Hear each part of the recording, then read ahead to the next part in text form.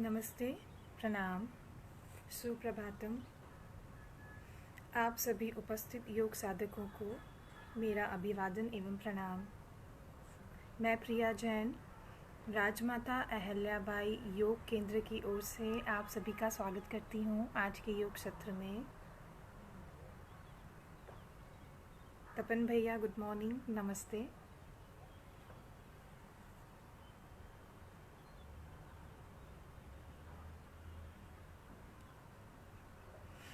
धन्यवाद करना चाहूँगी राजमाता योग केंद्र की टीम को, जिसने मुझे ये अवसर प्रदान किया आज के योग सत्र लेने के लिए। आज का हमारा इस योग सत्र का विषय है योगिक मैनेजमेंट एंड डिप्रेशन। डिप्रेशन में योग मैनेजमेंट। तो चलिए हम स्टार्ट करते हैं। सर्वप्रथम प्रार्थना करेंगे। प्रार्थना से शुरुआत करेंगे। पहले एक ओमकार कर लेते हैं। बैठ जाएं।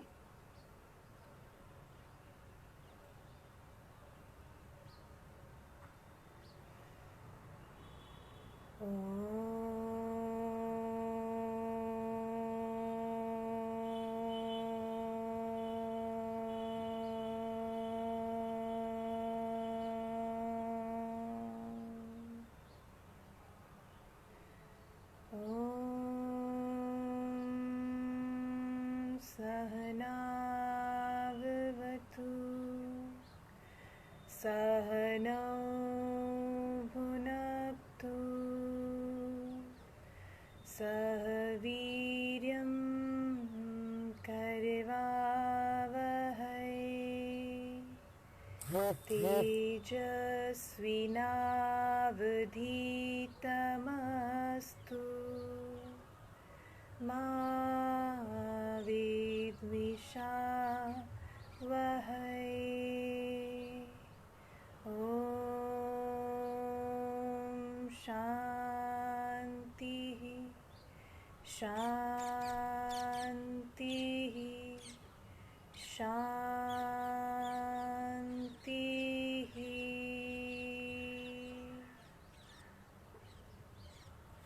Rub your hands.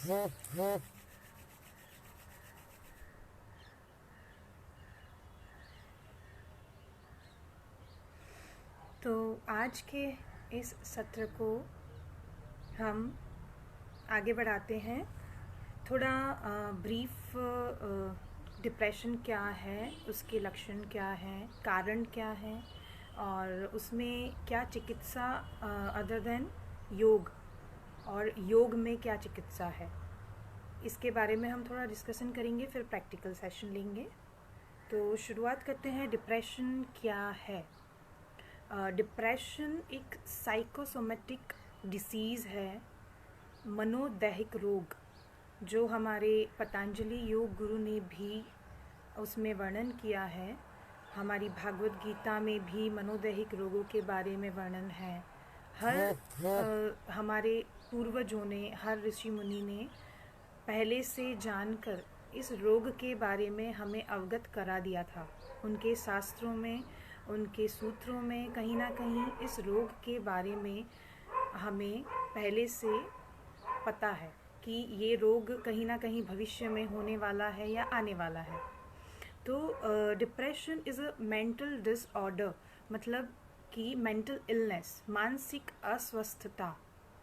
हमारा शारीरिक एवं मानसिक स्वस्थ रहना बहुत ज़रूरी है अगर हम एक अच्छी लाइफ, अच्छा जीवन व्यतीत करना चाहते हैं।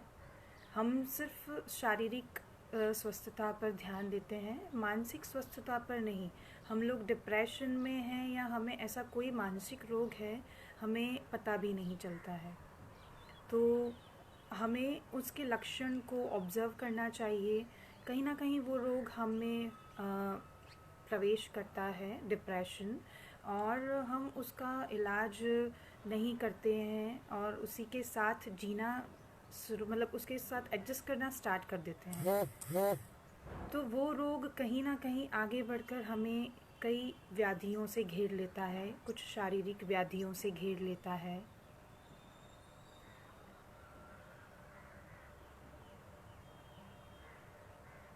ऋषि। तो हमें इस रोग को पहचानना है, और वो रोग अगर हम में प्रवेश कर चुका है, डिप्रेशन नाम का रोग, तो हमें उसको वहीं रोकना है, हमें उसको आगे नहीं बढ़ने देना है। तो योग इज़ बेस्ट। नमस्ते।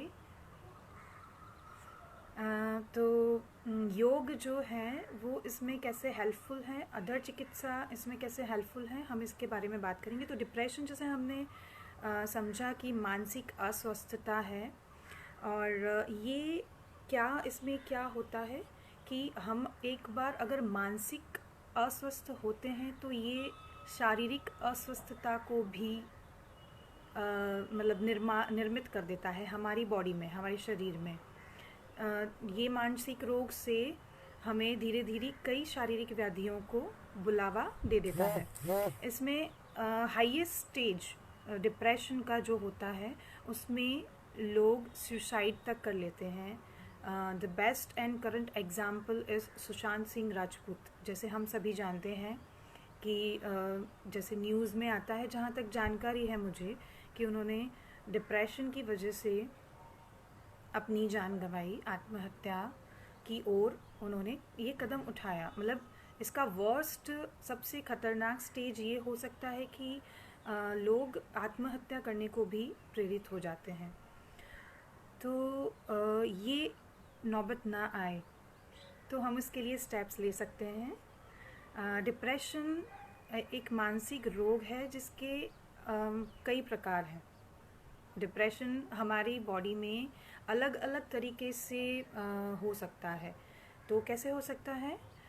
उसके कुछ नाम हैं। अल्जाइमर करके रोग जो होता है वो, डिमेंशिया, पार्किंसन की स्थिति में क्या होता है, आई हैव लाइव एग्जाम्पल। मेरे कुछ रिलेटिव्स हैं, उनको पार्किंसन का प्रॉब्लम है। उनके हाथ पैर कांपते हैं काम करने में। She is not able to do her routine work properly. उनके हाथ कांपना, उनको आत्मविश्वास की कमी हो जाना, किसी से बात करने में डर होना, नींद ना आना, ऐसे कुछ लक्षण पार्किंसन के रोगों में। उनकी नर्वस सिस्टम पूरी डैमेज मतलब हो जाती है उसमें। She is not able to think properly even. वो अपने विचारों को भी व्यक्त ठीक तरीके से नहीं कर सकते हैं। पार्किंसन जिसको होता है वो। ADHD, हमारे विचारों में उतार चढ़ाव आते रहना और वैसे ही हमारा व्यवहार हो जाना।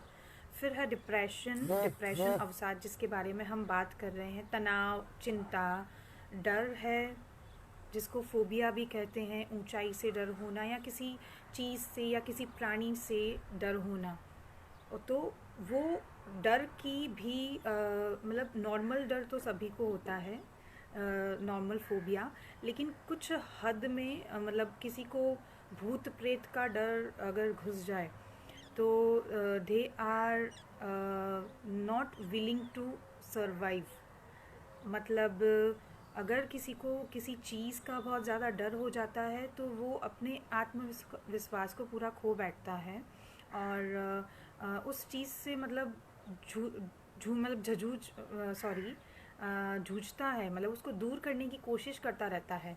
उसी के ऊपर उसका कंसंट्रेशन ज़्यादा रहता है, उसका डर उसको अगर एक बार बैठ जाए तो। भ्रम है, मति भ्रम है, और कमज़ोर याददाश्त हो जाना, कुछ याद ना रहना, ये सब डिप्रेशन के कुछ लक्षण मतलब रोग हैं।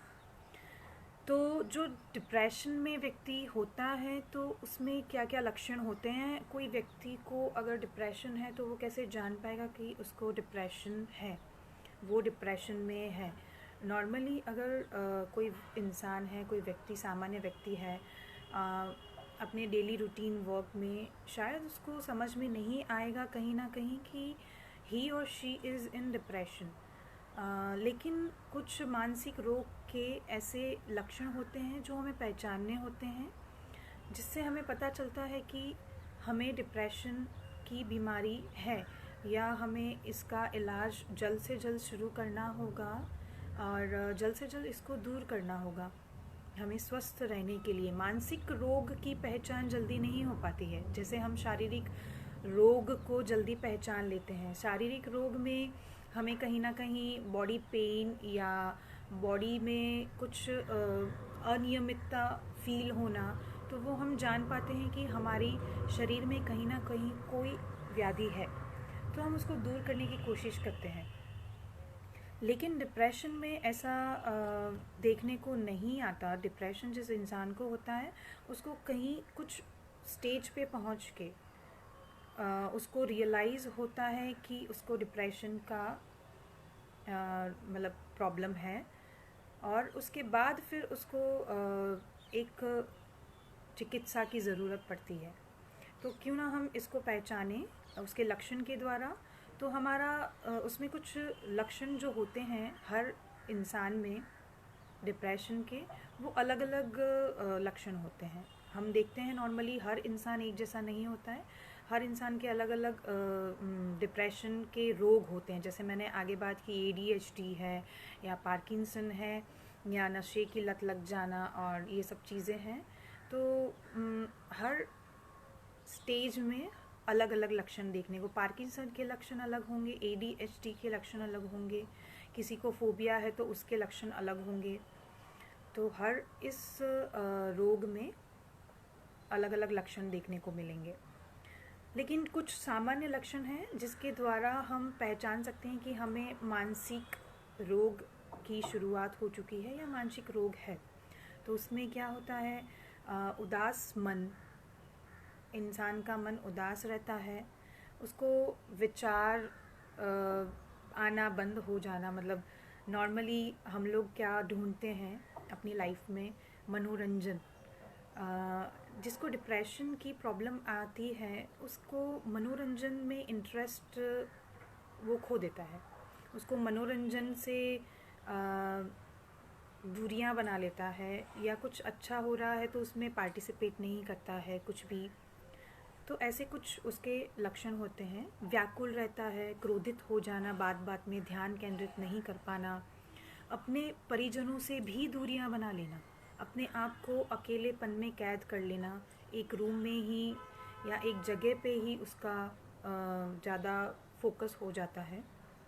पढ़ाई, बच्चे होते हैं अगर वो डिप्रेशन में होते हैं तो वो ठीक से पढ़ाई में ध्यान नहीं दे पाते हैं, उनका रिज़ल्ट या उनकी परफॉर्मेंस में हमारे टीचर्स वगैरह जो होते हैं वो हमें बताते हैं कि आपका बच्चा ठीक से ध्यान नहीं दे पा रहा है पढ़ाई में। तो हम ये ऐसे जज कर सकते हैं कि शायद उसको मानसिक अस्वस्थता की शुरुआत है उसमें। ठीक है। फिर थकान, ऊर्जा में कमी एक उसका लक्षण है। ऊर्जा में कमी आ जाना, आपकी शारीरिक ऊर्जा, जब आपको डिप्रेशन, मानसिक अस्वस्थता नहीं थी तब आप जो कार्यशीलता या कार्यक्षमता से आपका कार्य फिनिश करते हैं वो डिप्रेशन वाला इंसान नहीं कर पाता है। मतलब हम जितना समय लेते हैं अपने दैनिक क्रियाओं को ख़त्म करने में, तो वो चीज़ जिसको डिप्रेशन या मानसिक अवसाद या जो भी कहते हैं मानसिक इलनेस, तो उसमें वो इंसान को हर कार्य करने में, जैसे नहाने में है, ब्रश करने में, खाना खाने में, इन सब चीज़ों में भी उसको ज़्यादा वक्त चाहिए, क्योंकि वो अपने ही विचारों में मग्न रहता है और अपने हर काम में इतना कंसंट्रेशन नहीं दे पाता है, उसकी कार्यक्षमता कम हो जाती है। फिर उसकी नींद में समस्या हो जाती है, नींद नहीं आती है या सही समय पे नींद नहीं आती है। फिर वो किसी लत से जुड़ जाता है, शराब पीना, मतलब शराब या ड्रग्स, कई लोग लेते हैं, ड्रग्स लेना, सिगरेट पीना, बार बार कुछ ना कुछ, मतलब उसको ये सब चीज़ें एडिक्शन चाहिए रहता है। मतलब ये भी एक उसका लक्षण है कि हमें किसी चीज़ का बहुत ज़्यादा एडिक्शन, अगर हम किसी चीज़ से दूर रहना चाहते हैं तो हम एडिक्शन की तरफ आगे बढ़ते हैं। फिर है खाने सोने की आदतें चेंज हो जाती हैं, समय मर्यादा, मतलब हमारी खाने की, किसी को बहुत ज़्यादा भूख लगती है डिप्रेशन में और किसी को शायद भूख चली जाती है, उसको खाने की इच्छा ही नहीं होती है। तो ये डिप्रेशन के लक्षण में हम शामिल कर सकते हैं कि ये डिप्रेशन का एक लक्षण हो सकता है। फिर है क्रोध आना, और हिंसक व्यवहार। क्रोध में जो भी इंसान है बहुत ज़्यादा क्रोधित रहता है, बहुत ज़्यादा या तो गुमसुम घूमता रहता है, और कहीं उसके मन की नहीं हुई तो वो बहुत ज़्यादा क्रोधित हो जाता है। और हिंसक व्यवहार, डिप्रेशन के कुछ व्यक्तियों में ऐसे लक्षण भी देखे जाते हैं कि वो कभी कभी अपने परिजनों के प्रति भी इतने हिंसक हो जाते हैं कि उनको नुकसान भी पहुंचा सकते हैं, अगर ये डिप्रेशन हायर स्टेज में है तो। और अगर ये डिप्रेशन का स्टेज बहुत ज़्यादा हाईएस्ट लेवल, मतलब एक पीक लेवल पे कहते हैं, शायद सुशांत सिंह राजपूत जी के साथ ये हुआ होगा, ऐसा हम मान सकते हैं, अगर ये एक रीज़न है उनकी आत्महत्या का, कि ये चीज़ डिप्रेशन आपको आत्महत्या की ओर प्रेरित कर देता है, उस तरफ ले जाता है। आप सभी से दूर होते जाते हैं, आप अपने आप में खो जाते हैं, अपने चिंताओं में ग्रस्त हो जाते हैं, और कहीं ना कहीं ऐसा स्टेप ले लेते हैं इन सब चिंताओं से छूटने के लिए और इस दर्द से छूटने के लिए। ये दर्द व्यक्त नहीं हो पाता है। डिप्रेशन का जो प्रॉब्लम होती है, we can't explain to anyone. हम किसी को नहीं बता सकते हैं कि हमें क्या हो रहा है, हमें कैसा फील हो रहा है। तो एक्सप्रेशन, जो नॉर्मल इंसान अपने आप को एक्सप्रेस कर सकता है, वो डिप्रेशन का इंसान जो रहता है, रोगी होता है, वो नहीं कर पाता है। तो ये भी एक उसका लक्षण है। तो हम ऐसे डिप्रेशन को पहचान सकते हैं कि डिप्रेशन में व्यक्ति है या नहीं, या खुद हम लोग अपने आप का सेल्फ एनालिसिस कर सकते हैं कि क्या हमें ये प्रॉब्लम है, क्या हम नॉर्मल इंसान हैं, या हमें मानसिक अस्वस्थता नहीं है। ये चीज़ हमें समझ में आ जाती है। फिर है डिप्रेशन होने के कारण। डिप्रेशन के कैसे होता है या किस कारण की वजह से होता है।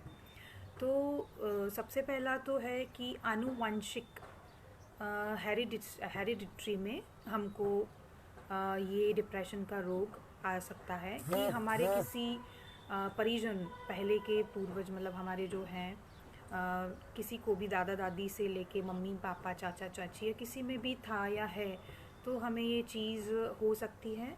फिर है दूसरा रीज़न, आसपास का वातावरण, हमारी परिस्थितियाँ। तो जैसे हम एज ग्रुप वाइज लेते हैं, तो बच्चों की परवरिश से लेके उनके एजुकेशन से लेके उनकी हर चीज़ से हम अगर जोड़ते हैं उनके लेवल में, कि जैसे वो यंग हो जाते हैं तो उनको कैसा माहौल मिलता है, कैसे दोस्त मिलते हैं, या उनको कैसी वातावरण मिलता है काम करने में। जैसे वो जॉब में जाते हैं, आगे प्रोफेशन में जाते हैं, तो उनको वहाँ कैसा माहौल मिल रहा है। मैं बता दूँ आपको कि मैं बाय एजुकेशन चार्टर्ड अकाउंटेंट भी हूँ। तो चार्टर्ड अकाउंटेंट्स भी आत्महत्या करते हैं कहीं ना कहीं, वो लोग डिप्रेशन में आके। ऐसे भी कई केसेस मैंने देखे हैं।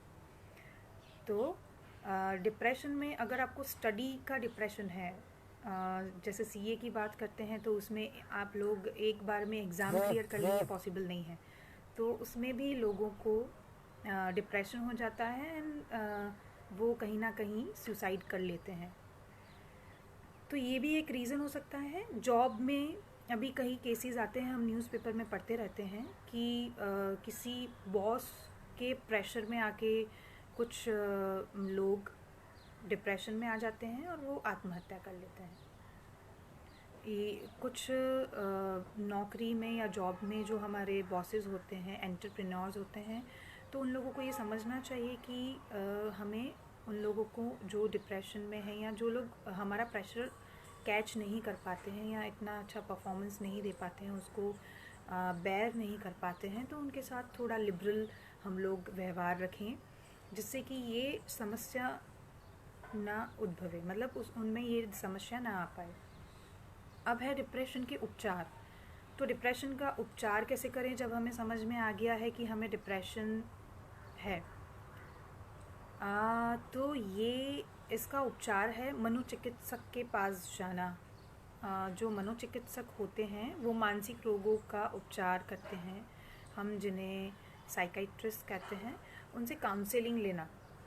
तो उनके पास कई ऐसी मेथड्स होती हैं कि जो हमें काउंसलिंग के थ्रू वो हमारा इलाज कर सकते हैं डिप्रेशन का।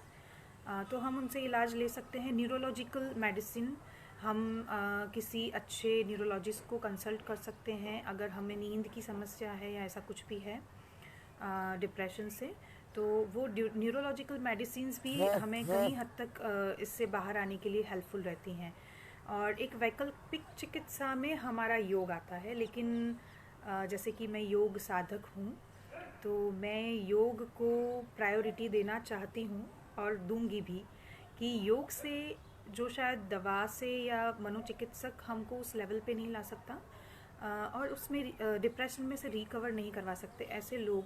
मतलब योग से हम लोग व्यायाम से, अपनी दैनिक चर्या से, इन सब चीज़ों में चेंजेस लाके हम लोग डिप्रेशन से रिलीफ पा सकते हैं। तो योग है, व्यायाम है, पौष्टिक आहार है और ध्यान आता है लास्ट में। हम उसके सीक्वेंस देखेंगे आगे। आप अगर योग टीचर हैं तो आप किस तरह से डिप्रेशन के जो रोगी हैं उनका इलाज करेंगे। तो सबसे फर्स्ट है काउंसलिंग, उनका काउंसलिंग करना। This is the best point and must point. Must मतलब इसलिए क्योंकि विदाउट काउंसलिंग आप उनका इलाज स्टार्ट नहीं कर सकते। उनको जानना बहुत ज़रूरी है, जो मानसिक अवसाद से जूझ रहे हैं उनकी स्थिति जानना ज़रूरी है। उनका बेसिक जानें, पहले उनसे बात करें, उनकी हिस्ट्री जानें, उनका इतिहास जानें, उनको ये प्रॉब्लम कहाँ से आई है उनको नहीं पता होगा, लेकिन हम लोगों को जानना है और उनको उसको देखना है कि उनको ये रोग कहाँ से लगा है। मतलब उनकी लाइफस्टाइल, उनकी जीवनचर्या जाने, education, family background, profession, job, environment, ये सब चीज़ें आप घर के सदस्यों से भी आप बात कर सकते हैं कि इनको ये प्रॉब्लम कब से है और हम उनको उसको प्रॉपरली हम ट्रीट कर सकते हैं। हम उनके साथ योग में कैसे चिकित्सा करें उनकी, ये हम जान सकते हैं। उस व्यक्ति को विश्वास दिलाना ज़रूरी है काउंसलिंग के थ्रू कि हम उनके साथ हैं, हम उनकी समस्या का समाधान कर सकते हैं। तो इसलिए भी काउंसलिंग बहुत स्टार्टिंग मस्ट पॉइंट एंड उसके थ्रू ही हमें जाना चाहिए। Give him proper diet plan, routine, ऐसे भी हम उनको प्रॉपरली ट्रीट कर सकते हैं। मतलब अगर हमको जानकारी है और उनका रूटीन हमने जैसे जाना और वो क्या खाते हैं, किस समय पे खाते हैं, ये सब जान लेते हैं तो उनको बता सकते हैं, उनको एक रूटीन सेट करके दे सकते हैं। और जैसे डाइट प्लान में मैं बताऊं कि विटामिन सी और सोडियम एंड फॉस्फोरस की जो चीज़ें हैं युक्त, वो चीज़ें लेने से डिप्रेशन के जो रोगी होते हैं उनको बहुत ज़्यादा जल्दी रिकवरी आती है। जो लोग डाइटिशियन हैं वो लोग भी डिप्रेशन के रोगियों का इलाज करते हैं, तो वो लोग भी उनको ये सब चीज़ें सजेस्ट करते हैं। इवन जो लोग न्यूरोलॉजिस्ट से कंसल्ट करते हैं तो उनकी जो मेडिसिन होती हैं तो उनमें कहीं ना कहीं इन इंग्रेडिएंट्स से युक्त मेडिसिन वो लोग इन रोगियों को देते हैं। Then try to keep him busy, मतलब हम उनकी हैबिट्स या उनके शौक़ जान सकते हैं, उनको किस चीज़ में इंटरेस्ट है, उस तरीके से हम उनको बता सकते हैं कि भाई उनको बिज़ी रख सकते हैं, उनको टास्क दे सकते हैं। उनको जैसे म्यूज़िक में इंटरेस्ट है तो हम उनको उस तरफ ले जा सकते हैं, उनको डिप्रेशन में से बाहर लाने के लिए। Then daily walking is must. तो डेली वॉकिंग, सबसे पहले तो walking is the best exercise. तो जो डिप्रेशन की रोगी व्यक्ति हैं तो उनको वॉकिंग के लिए हम प्रेरित करें और कम से कम आधा घंटा चलें, वो ऐसा प्रयास करेंगे तो वो इस रोग से जल्दी रिकवर हो सकते हैं। फिर उनको मोटिवेटेड रखना है, उनको प्रेज़ करना है हर चीज़ में, उनके आसपास पॉजिटिव वातावरण बने, हमको ये ध्यान रखना है। फिर प्रॉपर डाइट प्लान तो हमने जैसे बात की, उसको फॉलोअप करवाना है, उनसे हर रोज़ पूछते रहना है कि आपने क्या खाया, आपने मतलब खाने में कैसे किस समय पे खाना खा रहे हैं, उनकी लाइफस्टाइल को चेंज करना भी बहुत ज़रूरी है। आप कैसे खाते हैं, कैसे क्या खाते हैं, ये सब ऑब्ज़र्व करते रहना, फॉलो अप रखना बहुत ज़रूरी है। अब आता है योगिक मैनेजमेंट। तो योगिक मैनेजमेंट, अगर हम योग टीचर हैं तो क्या किस चीज़ से स्टार्ट कर सकते हैं और किस चीज़ पे एंड कर सकते हैं। तो सबसे पहले सठ क्रियाएँ। हमको पहले रोगी का स्टेज देखना होगा कि वो किस स्टेज पे है। अगर ये इनिशियल स्टेज है तो हम उनको षट क्रियाएँ शायद स्टार्टिंग से ही करवा सकते हैं।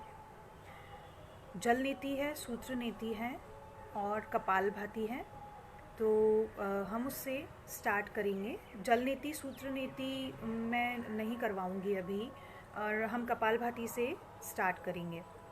अगर इस रोगी व्यक्ति, डिप्रेशन के व्यक्ति को पेट की समस्याएं हैं, कब्ज़ हो जाता है डिप्रेशन के व्यक्ति को, कॉन्स्टिपेशन या उससे अल्सर या कुछ भी, तो उनको लघु शंख प्रक्षालन की क्रिया भी षट क्रिया में हम शामिल कर सकते हैं। स्टार्ट करेंगे कपालभाति से। तो बैठ जाएं पद्मासन या सुखासन में। अपने हाथों को घुटनों पे रख लेंगे,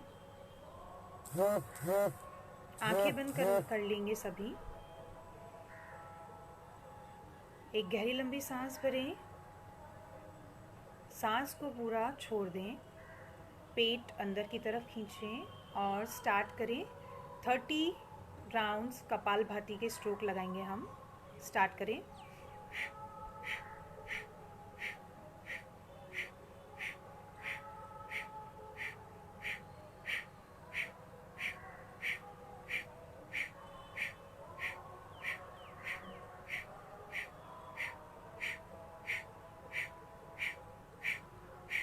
पॉज।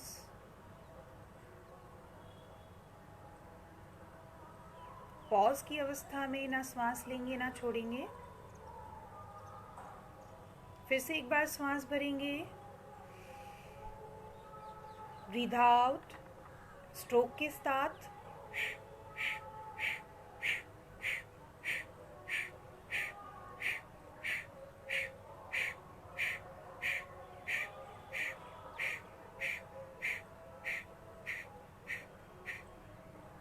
पॉज।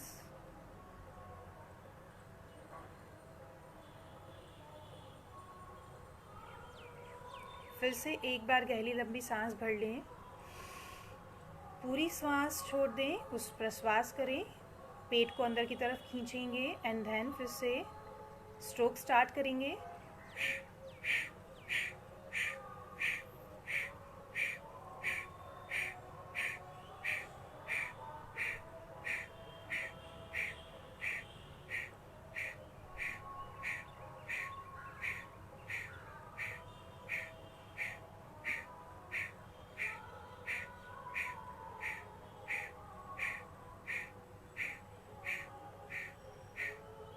पॉज। ना श्वास लेंगे ना श्वास छोड़ेंगे।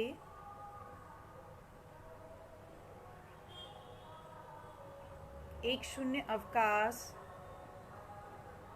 अवस्था का अनुभव करेंगे।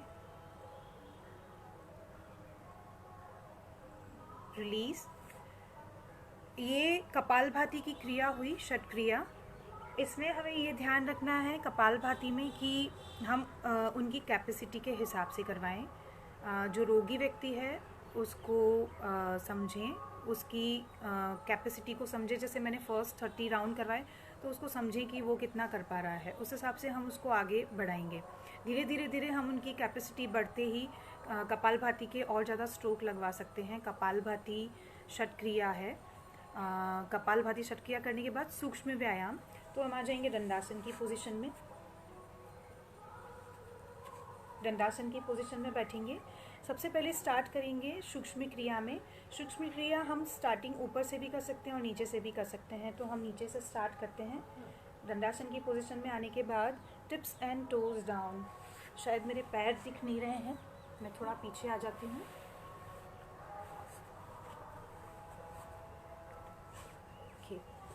तो टिप्स एंड टोज डाउन से स्टार्ट करेंगे। पैरों की उंगली और अंगूठे से tips and toes down inside. श्वसन के साथ इस क्रिया को करवाएं।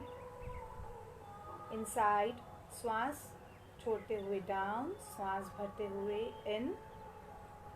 उनको बोलें कि संपूर्ण तरीके से आपकी कैपेसिटी है, उस हिसाब से आप अपने पैरों की उंगलियों को मोड़ें। इन, डाउन, इन। जो रोगी व्यक्ति होते हैं, डाउन, इन। 5 to 10 टाइम्स हम ये क्रिया करवा सकते हैं उनको सूक्ष्म व्यायाम में। उसके बाद है पैरों को अंदर और बाहर लेना। एक पंजे को, पैर के पंजे को अंदर की तरफ खींचेंगे, एक पैर के पंजे को बाहर की ओर। Body movement, muscles movement. जैसे हम जानते हैं कि ये डिप्रेशन के रोगी जो होते हैं, मतलब पैर की मूवमेंट चालू रखें, तो उन लोगों के मसल्स जो रहते हैं वो इनएक्टिव हो जाते हैं। काफ़ी समय तक वो लोग इनएक्टिव रहते हैं, तो उनके मसल्स में स्टिफनेस आ जाती है। तो उनको लूज़ करने के लिए सूक्ष्म व्यायाम is must, body movement is must. ठीक है। फिर उसके बाद में हम दोनों पैरों को सर्कल में रोटेशन करवाएंगे। 5 rounds clockwise and anti clockwise. 5 rounds, 2, 3, 4 and 5। Then हम लोग उसको पैर की और मूवमेंट करवा सकते हैं। दंडासन की स्थिति में ही रहेंगे। लेग, राइट लेग को अप एंड डाउन करेंगे। 1, 2, 3, 4 and 5। Then sidewise 1, 2, 3, 4 and 5। Then rotation 1, 2, 3, 4, 5। Anticlockwise 1, 2, 3, 4, 5। Release. Then left leg से वही प्रक्रिया करेंगे, up and down. 1, 2, 3, 4, 5। Sidewise 1, 2, 3, 4, 5। Rotation 1, 2, 3, 4, 5। Reverse, anti-clockwise 5 times, and then relax. Take a deep breath and release. हमारी जो capacity है, क्योंकि हम योग साधक हैं तो हम लोग करते रहते हैं इस चीज़ को, लेकिन हमें देखना है कि जो डिप्रेशन रोगी व्यक्ति है उसकी कैपेसिटी क्या है, उसके हिसाब से हम चलेंगे। अगर उसकी कैपेसिटी 3 राउंड की है तो हम उसको 3 ही करवाएंगे। और हर सूक्ष्म व्यायाम, या अगर हमें लगे कि वो थक रहा है तो उसके बाद उसको एक पॉज देना, एक रिलैक्सेशन देना, या ब्रीथिंग उसकी एबनॉर्मल हो रही है तो उसको नॉर्मल पोजीशन में लाना भी बहुत ज़रूरी है। ये हुई पैर की एक्सरसाइज। और भी पैर के सूक्ष्म व्यायाम हैं जिसको हम कर सकते हैं। ओपन कर लेते हैं, एक हाथ, पैर को हाथ में ले लें इस तरीके से, and then move your leg. इसके 5 to 10 राउंड्स करवा सकते हैं। दूसरे पैर से करेंगे।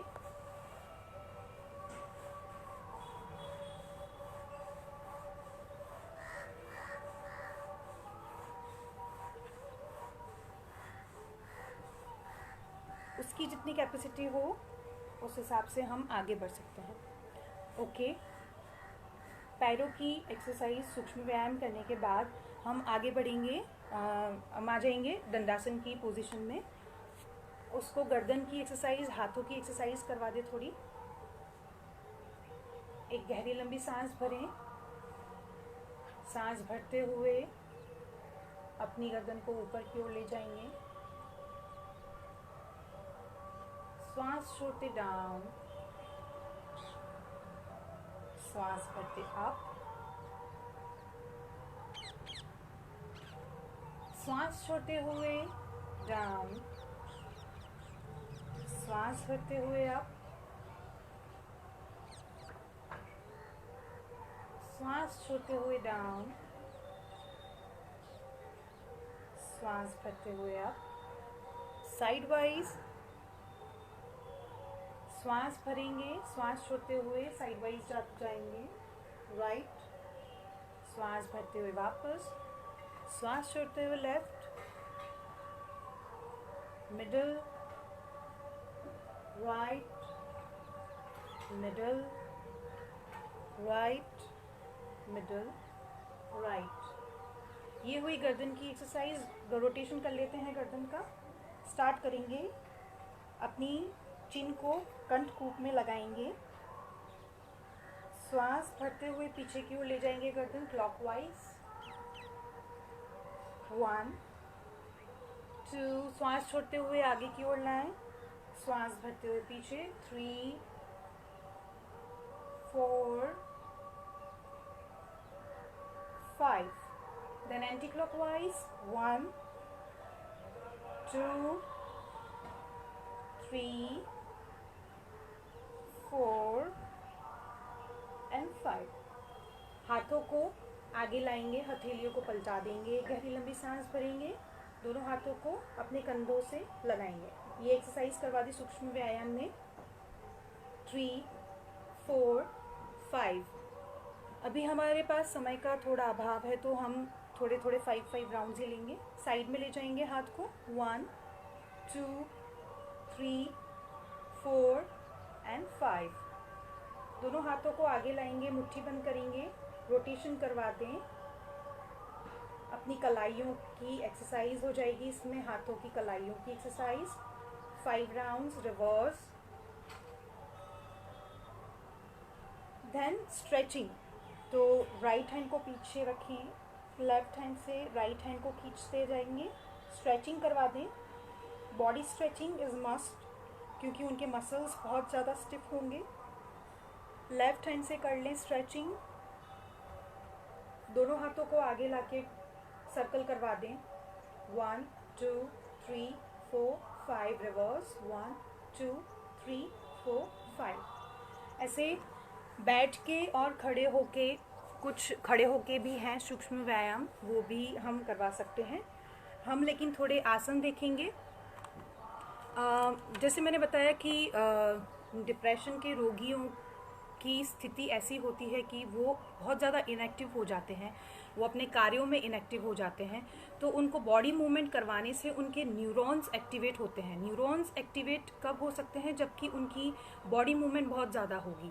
बॉडी मूवमेंट अगर हम ज़्यादा करवाएंगे, सूक्ष्म व्यायाम ज़्यादा करवाएंगे, तो उस स्थिति में उनके न्यूरॉन्स एक्टिव होंगे और उनकी डिप्रेशन की स्थिति नॉर्मल होती जाएगी। तो ऐसे हम उनको हेल्प कर सकते हैं।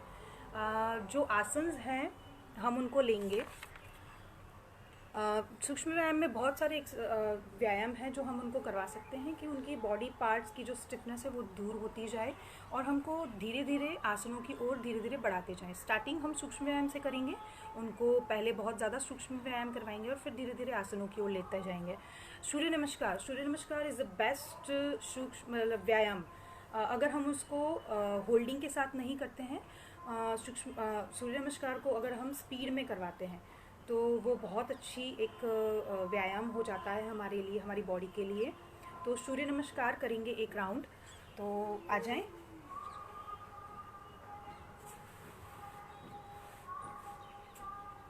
मैट के आगे के भाग में आके खड़े हो जाएंगे दंडासन की पोजीशन में। श्वास भरते हुए दोनों हाथों को नमस्कार मुद्रा में अपने अनाहत चक्र के पास लाएंगे। एक गहरी लंबी सांस भरते हुए दोनों हाथों को ऊपर ले जाएं, पीछे की ओर हस्त उत्थानासन। श्वास भरते हुए वापस आएंगे, श्वास छोड़ते हुए डाउन पाद हस्तासन। श्वास भरेंगे, राइट लेग बैक अश्व संचालन, लेफ्ट लेग बैक दंडासन,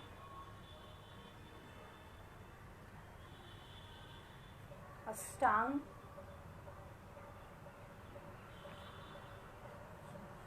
भुजंग,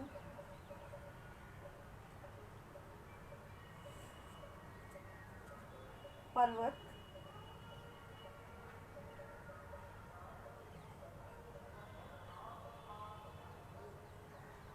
लेफ्ट लेग आगे लेंगे, हस्त संचालन, राइट लेग आगे, पादहस्तासन, हस्त उत्थानासन, नमस्कार मुद्रा एंड विसर्जन। ये था सूर्य नमस्कार का एक राउंड। ऐसे हम उनको उनकी कैपेसिटी के हिसाब से सूर्य नमस्कार करवा सकते हैं। धीरे धीरे उनको सूर्य नमस्कार के हम जो राउंड्स करते हैं उसको बढ़ा के उनकी जो मसल्स है उसको एक्टिवेट कर सकते हैं, उनके न्यूरॉन्स को एक्टिवेट कर सकते हैं और फिर हम उनको बैलेंसिंग आसन करवा सकते हैं। स्टार्ट करेंगे हम लोग बैलेंसिंग आसन से खड़े होकर। तो उसमें है ताड़ासन, वृक्षासन, जो बैलेंसिंग पोज है। इनसे भी इनकी क्या असर होती है। ताड़ासन, वृक्षासन जो हम बैलेंस करने की कोशिश करते हैं, उस सिचुएशन में हमारे न्यूरॉन्स बहुत ज़्यादा अलर्ट हो जाते हैं और अलर्टनेस के लिए एक्टिवनेस बहुत ज़रूरी है, मतलब उससे एक्टिव भी होंगे। तो इस तरीके से हम बैलेंसिंग आसन करवा के भी डिप्रेशन के रोगी को मदद कर सकते हैं। तो ताड़ासन करेंगे, खड़े हो जाएंगे, दंडासन, सांस भरते हुए दोनों हाथ साइड में, हथेली को पलटाएंगे, दोनों हाथ ऊपर, दोनों हाथों की उंगलियों को क्लच करेंगे। शायद दिख नहीं रहा है, मैं थोड़ा सा पीछे जाऊंगी। ओके, दोनों हाथ साइड में, दोनों हाथ पलटा के ऊपर, दोनों हथेलियों को पलटा के ऊपर ले जाएंगे और पंजे उठाएंगे। ताड़ासन। इस पोजीशन में हम उस व्यक्ति को काउंट करेंगे और उसको रोकने का प्रयास करेंगे और उसको बोलेंगे कि एक बिंदु पे अपनी नज़र को केंद्रित करे और इस पोजीशन में बैलेंस करे। 1 2 3 4 5 6 7 8 9 एंड 10। रिलीज। जब डिप्रेशन का व्यक्ति कंसंट्रेशन में बहुत पुअर होता है तब हम उसको बैलेंसिंग आसन कैसे करवाएं। तो जो पोजीशन, फाइनल पोजीशन होती है, हम उसमें उस व्यक्ति को किसी एक बिंदु पर नज़र केंद्रित करने को बोल सकते हैं और ऐसे हम उसको बैलेंसिंग आसन करवा सकते हैं। ओके, तिरंग ताड़ासन करवाएंगे। उसी में हम उसको दोनों हाथों को क्लच करके ऊपर ले जाएं, एक गहरी लंबी सांस भरें, सांस छोड़ते हुए लेफ्ट साइड झुकेंगे, रुकेंगे, धन बैक, सांस भरेंगे, सांस छोड़ते हुए राइट साइड, स्ट्रेचिंग। ऐसे हम उसको 3 to 4 राउंड्स करवा सकते हैं। तो ये हुआ हमारा खड़े होके। और एक बैलेंसिंग पोज है ट्री पोज, वृक्षासन। ये बहुत अच्छा आसन है। इससे उसका एक फ़ायदा और होता है। वृक्षासन के लिए दंडासन में आ जाएं, राइट लेग को लेफ्ट लेग के थाइज़ के पास में रख लें, दोनों हाथों को साइड में, हथेली को पलटाएंगे, हाथ को ऊपर ले जाएंगे और कहेंगे कि एक बिंदु पर नज़र टिका कर रखें और बैलेंस करें। 1 2 3 4 5 6 7 8 9 and 10. Open your hands down and relax. Then दूसरे पैर से लेफ्ट लेग को राइट लेग के थाइस के मूल में रखेंगे, दोनों हाथ को साइड में ले जाएंगे, दोनों हथेली पलटाएंगे, हाथ को ऊपर नमस्कार मुद्रा में एक बिंदु पर नज़र केंद्रित करें। 1 2 3 4 5 6 7 8 9 and 10. Release your hands and relax. तो खड़े होके कुछ और भी आसन हैं, जैसे है चेयर पोज और भी आसन हैं, वो हम करवा सकते हैं। पीठ के बल आसन लेंगे। कुछ पीठ के बल के आसन हैं।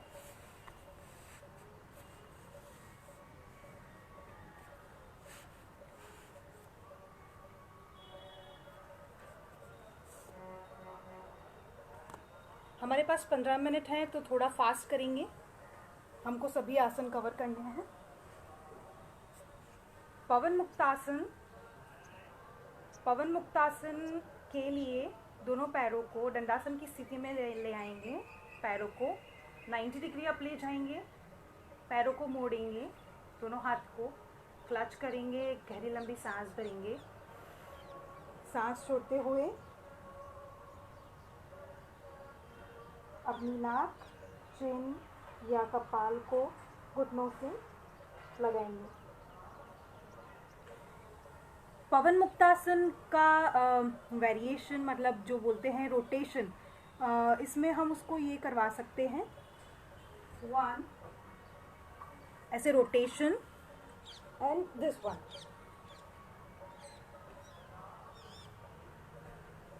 तो ये मूवमेंट वाले आसन करवा के हम उसको हेल्प कर सकते हैं। पवन मुक्तासन है, पेट के बल एक आसन है, शशांक टू भुजंग, भुजंग टू शशांक। तो दंडासन की पोजीशन में दोनों हाथों को चेस्ट के साइड में रख लेंगे, एक गहरी लंबी सांस भरेंगे और भुजंगासन सांस भरते हुए सांस छोड़ते हुए शशांक आसन, सांस भरते हुए bhujangasana, then shashank, then bhujang, shashank, bhujang and shashank. तो ये आसन मूवमेंट भी हो जाएगा उसका और आसन भी हो जाएंगे। तो ये आसन हम ऐसे सीक्वेंस में ले सकते हैं। पवन मुक्तासन है, उत्थान पादासन है। सर्वांगासन इज बेस्ट आसन फॉर द डिप्रेशन पेशेंट। तो सर्वांगासन करेंगे और उसके बाद हलासन। सर्वांगासन के लिए आ जाएंगे हम लोग दंडासन की पोजीशन में, दोनों हाथों को हिप्स के साइड में रखें, दोनों पैरों को 90 डिग्री अप ले जाएंगे, हाथों पे वजन रखते हुए पैरों को ऊपर ले जाएं।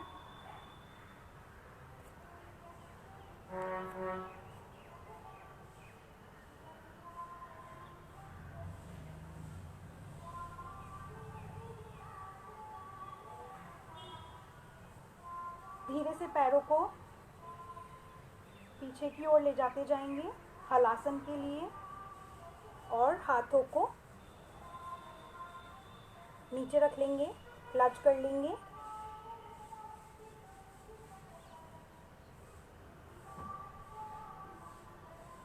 इस पोजीशन में वापस आएंगे धीरे।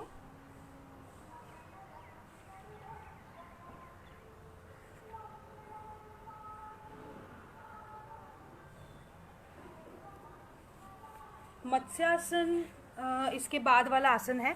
सर्वांगासन, मत्स्यासन और हलासन, इन तीन आसनों में हमें क्या बेनिफिट मिलता है?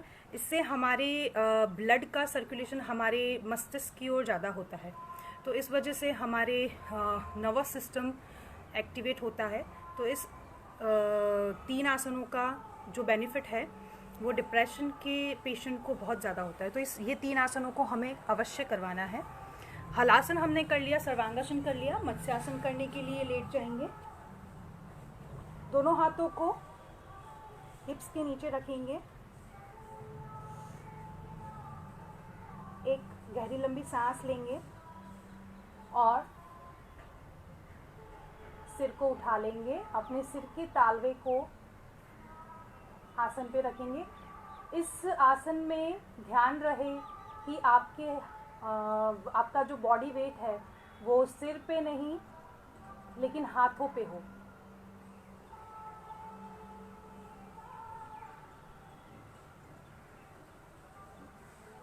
वापस आएंगे एंड रिलैक्स। मत्स्यासन की पोजीशन में जैसे हमने बताया, सिर हम लोग ऊपर उठा लेते हैं, यहाँ पे पूरा ब्लड का सर्कुलेशन बढ़ जाता है, इस वजह से हमारा नर्वस सिस्टम एक्टिवेट हो जाता है। तो डिप्रेशन के पेशेंट को इससे बहुत फ़ायदा मिलता है। तो ये आसन भी हम इसमें बहुत अच्छे से इंक्लूड कर सकते हैं।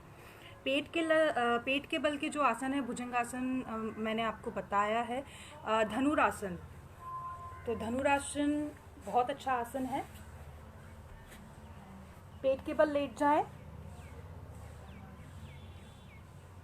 एक गहरी लंबी सांस भरेंगे, दोनों पैरों को उठा के पीछे की ओर से और पकड़ लेंगे तलवों में। सांस भरते हुए आगे से बॉडी अप ले जाएंगे और पीछे से पैरों को ऊपर करेंगे। इस पोजीशन में रुकेंगे थोड़ी देर और धीरे से वापस। ये हुआ धनुरासन। सल्भासन भी हम इसमें पेशेंट को करवा सकते हैं। फिर बैठकर कुछ आसन हैं, वो मैं बताती हूँ। उष्ट्रासन। तो उष्ट्रासन के लिए बैठ जाएंगे हम लोग, घुटनों पे खड़े हो जाते हैं, दोनों पैरों को डिस्टेंस कर लेते हैं। एक गहरी लंबी सांस भरेंगे, सांस छोड़ते हुए right hand back on right leg, left hand up and on left leg. इस पोजीशन में रुकेंगे। इसमें चेस्ट को आगे की ओर खींचेंगे, जितना खींच सकते हैं हम लोग।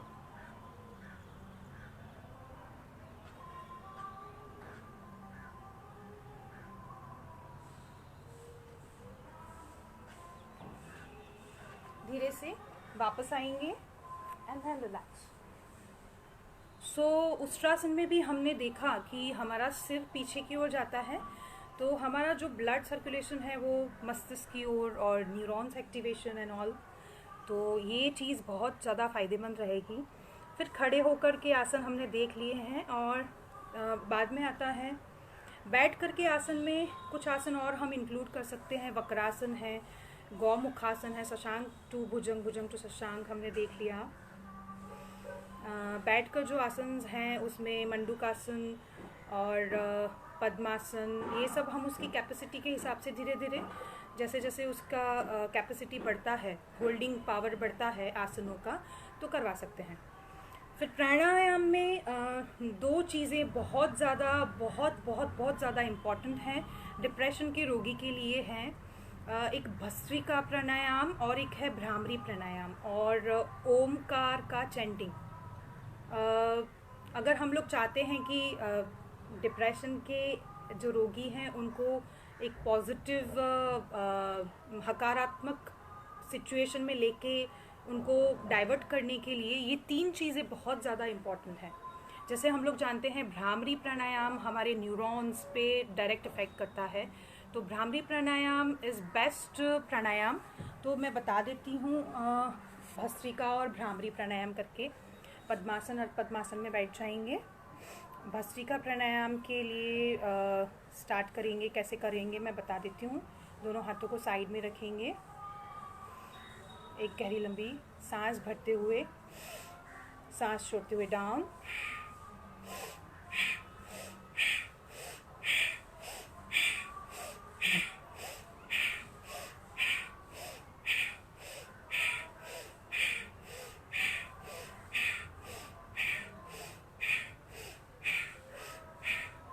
ये हुआ भस्त्रिका प्राणायाम। इसके कुछ राउंड्स मैंने आपको बताए।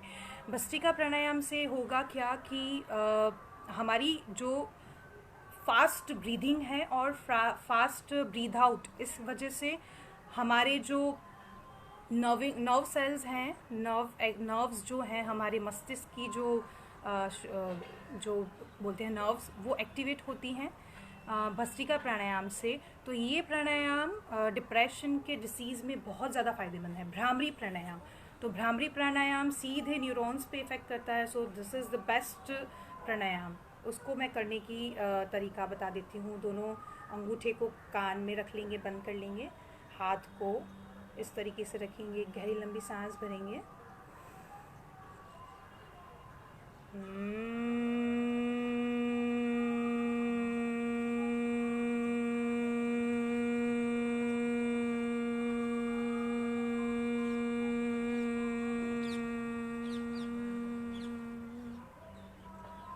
भ्रामरी प्राणायाम के 5 to 7 राउंड्स हम उसको करवा सकते हैं। देन ओम चैंटिंग बहुत ज़्यादा उसको फ़ायदेमंद रहेगा। जो डिप्रेशन का रोगी है उसको 10 टाइम्स करवा सकते हैं। और योग निंद्रा, ये चीज़ मैं आपके साथ शेयर करना चाहूँगी।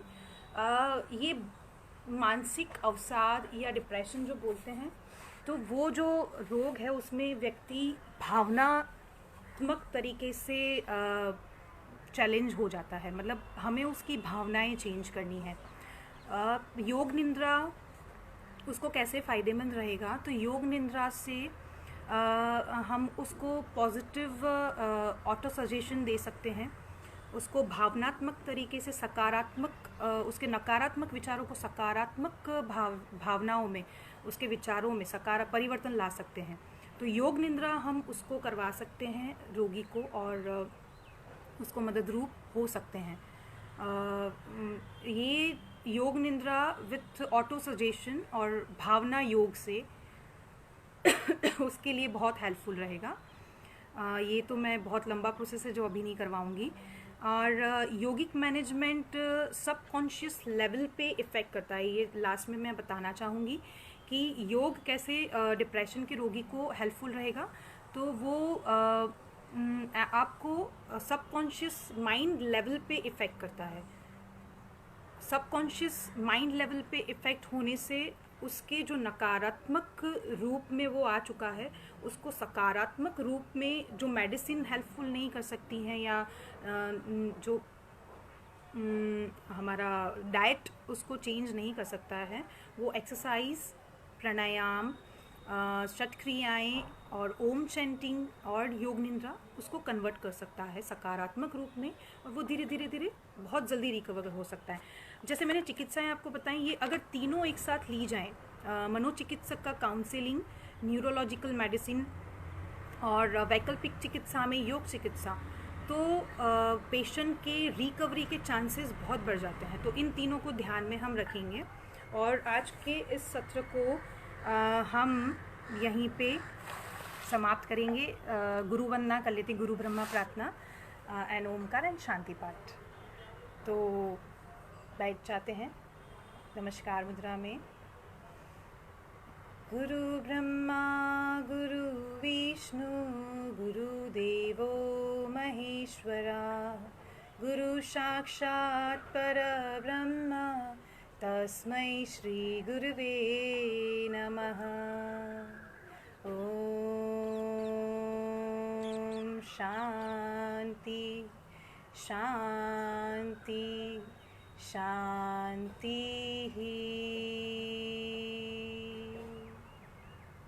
मुझे शांति से सुनने के लिए आप सभी का बहुत बहुत धन्यवाद। स्पेशल थैंक्स टू तपन भैया जिन्होंने मुझे मोटिवेट किया कि मैं ये सेशन लूँ। राजमाता अहल्या योग केंद्र का बहुत बहुत धन्यवाद। आप सभी, आप RAY की टीम को बहुत बहुत धन्यवाद। Thank you so much.